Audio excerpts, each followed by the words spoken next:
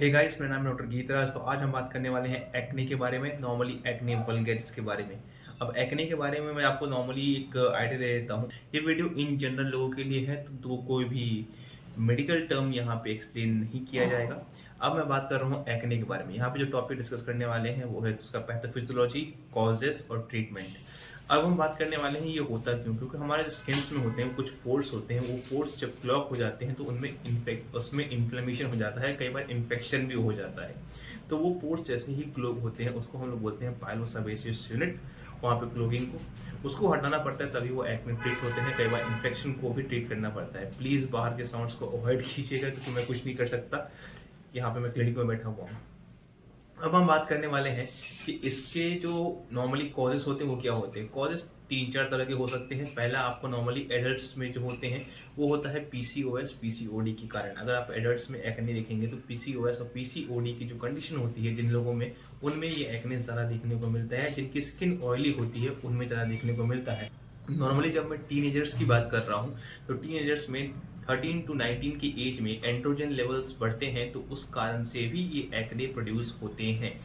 कई बार ऐसा होता है कि पीसीओडी भी नहीं होता है, पीसीओएस भी नहीं होता है, आप टीनेजर भी नहीं होते हैं, ऑयली स्किन भी नहीं होता है, तब भी आपको एक्ने की समस्या रहती है। तो वो एक्ने की समस्या क्यों होती है? वो एक्ने की समस्या का मेन कारण ये है कि वो एक्ने की समस्या आपके फैमिलियल बैकग्राउंड से चलती हुई आ रही होगी। अब हम बात करते हैं टाइप्स ऑफ एक्नेस की। टाइप्स ऑफ एक्ने में सबसे पहला होता है एक्ने वल्गैरिस, जो नॉर्मल एक्नेस होते हैं, जो आप नॉर्मली अपने स्किन्स पे भी देखते होंगे, तो उस टाइप के एक्नेस होते हैं। दूसरा होता है कॉमेडॉन्स। कॉमेडॉन्स आप किसको कहते हैं? एक होता है व्हाइट हेड्स, एक होती है ब्लैक हेड्स। ब्लैक हेड्स और व्हाइट हेड्स को हम कॉमेडॉन कहते हैं। और अगर ये बहुत ही ज़्यादा इन्फेक्शियस हो, अगर ये बहुत ही ज़्यादा सीवियर हो एक्ने, तो हम उसे कहते हैं एक्ने ओब्लोंगाटा। एक्ने ओब्लोंगाटा में कई सारे कॉमेडॉन्स होते हैं, वो आपको पस भी होंगे, उसके अंदर इन्फेक्शन भी होगा, पेन भी होगा, दर्द भी होगा, तो उसे कहते हैं एक्ने ओब्लोंगाटा। अब इसका ट्रीटमेंट की बात करते हैं, तो यहाँ बगल में आप मेरे ट्रायंगल देख रहे होंगे, एक वही ट्रीटमेंट ट्रायंगल है। सबसे पहली बात, ग्रीन टी एक्सट्रैक्ट या कोई भी क्रीम मार्केट से आपको एक्ने से रिलीफ नहीं दे सकती है नॉर्मल फेस वॉश। दूसरी बात, अगर आप बात कर रहे हो जनरल ट्रीटमेंट की, तो सैलिसिलिक एसिड 2% के फेस वॉशेस आते हैं और सैलिसिलिक 1% के आपको सैलिसिलिक एसिड 1% के आपको क्रीम्स आते हैं। तो सैलिसिलिक एसिड्स भी आपको बहुत ज़्यादा हेल्प कर सकते हैं एक्ने हटाने में।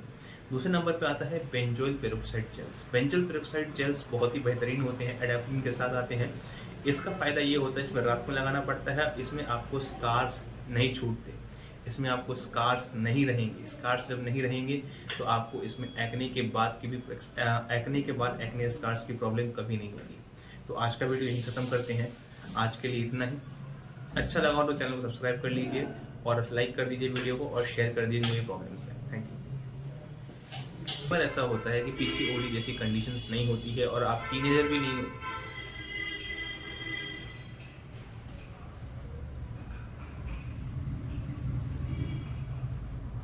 कई बार